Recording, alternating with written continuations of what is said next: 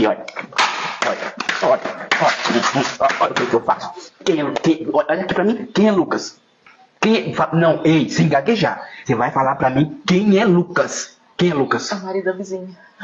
É o quê, neném? É o marido da vizinha. O marido da vizinha? É. E eu acabei de ver uma ligação dele aqui no seu celular, neném, ali em cima do móvel ali, e você vem falar pra mim que é o marido da vizinha? O que você anda? O que você viu uma ligação onde? Aqui nesse celular aqui. No meu Não, esse celular não é meu, não. E de quem é esse celular? É da vizinha.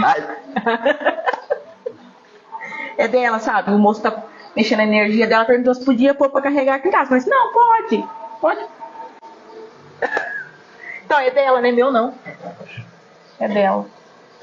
É da vizinha aqui. Então era o marido dela que tava ligando. É. Aí Motorola, o seu é Xiaomi. Então. E agora? O que eu faço? Daqui a pouco ela vem buscar, né?